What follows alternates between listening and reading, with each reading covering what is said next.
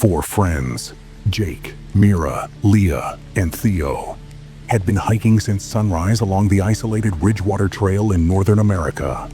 By the time evening settled in, the route started feeling strange, unfamiliar. That's when Jake noticed an old, rusted direction sign nailed to a crooked wooden post. The name on it didn't match their trail at all. It pointed toward a valley none of them had ever heard of. A sinking feeling spread through the group. They had walked miles off course. With the light fading and dense fog creeping in, turning back now wasn't an option. Jake remembered something a local shopkeeper had mentioned earlier. If you ever find a wooden sign deep in the woods, there should be an abandoned visitor lodge nearby. So they followed the sign, and after a few minutes of tense silence, the silhouette of an old visitor center emerged through the fog.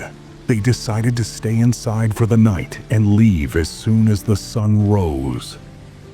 Safer, or at least that's what they hoped. But the moment they approached the building, the sky darkened unnaturally fast. Thunder cracked overhead, but rain hammered down like fists. Sudden, violent, cold. The four rushed inside. Within seconds, the storm grew so aggressive that the windows rattled and the roof groaned. They locked the main door, dropped their backpacks near the entrance, and tried to settle in. Jake scavenged old papers and broken furniture pieces to get the fireplace going. The flames finally flickered to life, casting long shadows on the cracked walls. The time was 6:45 p.m., but Mira and Leah couldn't shake off the uneasy feeling crawling up their spines. There was something wrong with this building. Something watching them. Jake tried to lighten the mood, laughing as he shared what he'd heard earlier. The same shopkeeper had joked, or warned, that this visitor lodge was cursed. People who entered never came back. He even mentioned a girl named Melanie, who vanished in these woods only months ago. Jake mocked the superstition. But before he could finish laughing, the windows burst open on their own. The doors slammed, then swung wide with a violent blast of freezing wind. Every light bulb in the building exploded one by one. The fireplace violently snuffed out, as if something invisible had blown directly into it. Outside, the rain shifted into a blinding snowfall, thick and suffocating. A sudden drop in temperature made them gasp. Their breath turned white. Panicked, they scrambled to close the doors again, relit the fireplace, and scattered candles around for light. But just as they regained control, Theo noticed something horrifying. Emma was gone. Nowhere in the building. Nowhere outside. The group split to search. Theo was in the main hall when he heard footsteps rushing through the snow outside. He sprinted toward the sound, yelling Emma's name. That's when he saw it. A human figure standing motionless in the storm. Theo called out again. The figure turned, and Theo froze. It was him. His own face. Same features, same build, but wrong.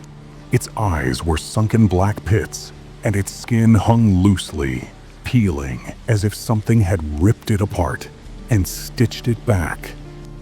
Theo stumbled backward, shaking, barely able to breathe. Meanwhile, inside the lodge, Jake was searching corridors when he noticed something splattered on his hand under the candlelight. Deep, raw bite marks, fresh, bleeding, as if something had attacked him in the dark. Jake's scream echoed through the empty lodge as he stared at the deep bite marks on his hand. Hearing him, Theo and Leah rushed back into the main hall, breathless and terrified. But before Jake could explain anything, Theo's face twisted in horror. Because Leah wasn't normal anymore.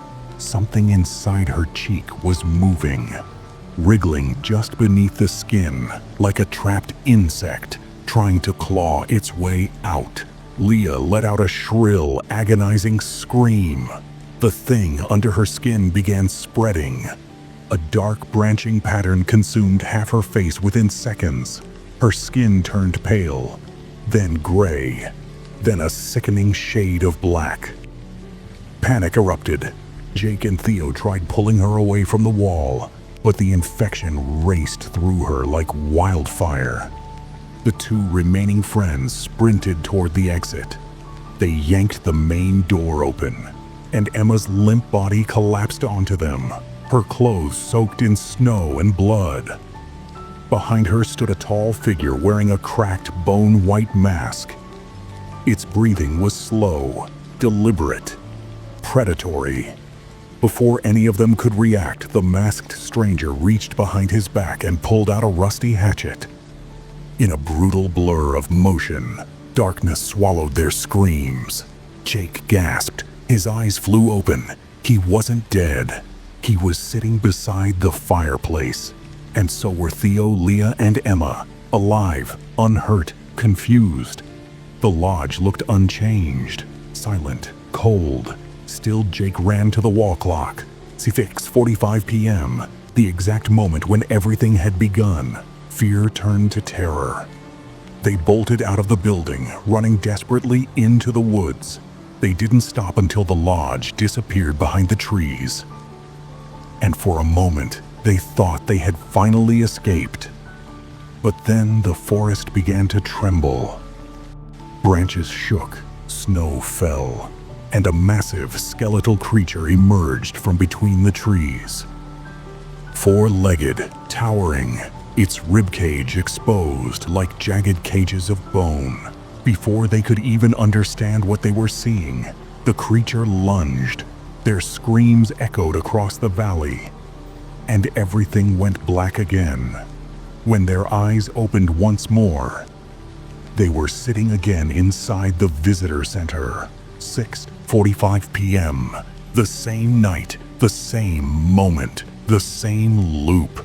They were trapped, desperate. The four began searching the building for answers. That's when they discovered a hidden room. Inside were rows of dusty photographs, dozens of missing hikers. Each picture had a date written beneath it. And there, among the photos, were their own faces. The date under their picture was exactly 8 days from now. On the wall, scrawled in red paint, were the words, "If you want to live, you must survive until dawn." Before the meaning could sink in, a heavy blow cracked against Jake's skull. A baseball bat, swung by someone hiding in the dark. They woke up again. In the main hall, the clock still stuck at 6:45 p.m. Every time they tried something new, every time they ran, every time they fought, they died over and over, each death more excruciating than the last. And after 8 days, the world outside finally heard the news. 4 hikers, Jake, Theo, Emma, and Leah, officially missing. They never made it out of the Ridgewater Valley. But this wasn't the end of the story, because someone else had entered the valley. Clover, Melanie's sister, the girl who vanished months ago. Clover and her friends have just reached the same visitor lodge, searching for answers, searching for Melanie. Unaware of the nightmare waiting inside, will Clover survive until dawn? Will she uncover what truly haunts the valley? Or will she become yet another name on the wall of missing souls? To find out, welcome to a brand new horror thriller. Until Dawn, the Game of Death, releasing worldwide this April. Don't miss it. And if you love chilling survival stories like this, make sure you subscribe. New nightmares drop every week.